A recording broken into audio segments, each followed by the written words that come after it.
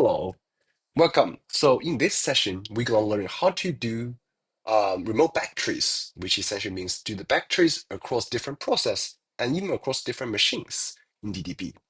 Okay. Now again, let's start with our DDB tool in the background. And then you can see right now, I already opened up a file called raft underscore service.c++ file. So this is my own implementation for the Raft lab, but you may have a different implementation in a different file, but it's totally fine.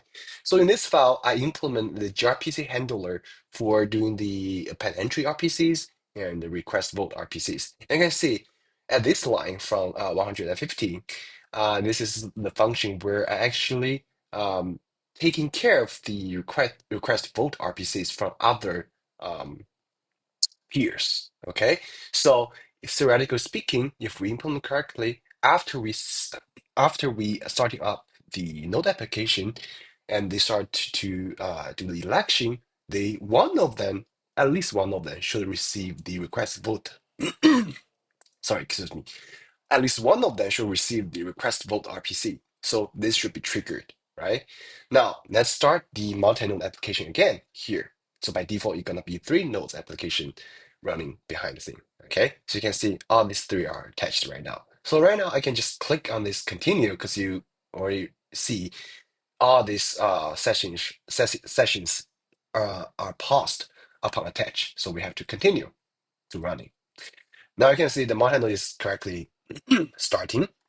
So I can before I actually run the entire cluster, maybe I want to set breakpoint here. Okay. So let me do this. Maybe I want to do a breakpoint at this line 122 when I check the set term function. Okay. I can click here. You can see there's a pop-up saying which breakpoint you actually want to apply. So in this case, I don't really know which one gonna receive the request vote RPC because any one of them can start the election, right? In this case, I want to select all of them. So I will say OK. So you can say it takes a few seconds to process these commands, and eventually you will go through to all these sessions. So in this line, you can see it says green. It shows green line, right? Says session 3 to 1. It means the breakpoint correctly set to both all of sessions 3, 2, and 1. Okay, so now we can click run to actually kick off the entire leader election.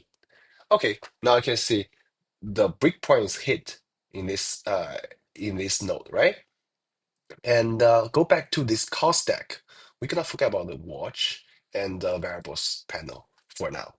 We will come to them later. Okay, so you can see in this call stack, right? We already jumped to this thread, which is paused on the breakpoint. You can see the full stack of this backtrace. So let's give it a few tries. So you can see when we click a little bit backwards, you can see how the gRPC actually start to handling these RPCs, right? So this is all kind of jumbling since you don't really want to care about, right? But like, let's go back to this thing. So when you go to this line, essentially, there's somebody calling the request vote function, right? So you can jump to this place. You can find there's something called route service stop request vote. This is where the gRPC start to initiate the request. Now let's go backwards one step further. Oh, you can see this is exactly where we start to sending out the request. So it says request vote, right? This is how you do the remote backtrace because this trace stack is come from a different trace stack comparing to this one, right? They're from two different process. This is place where you actually receive the request for RPC, and this is place where you actually send out the request RPC.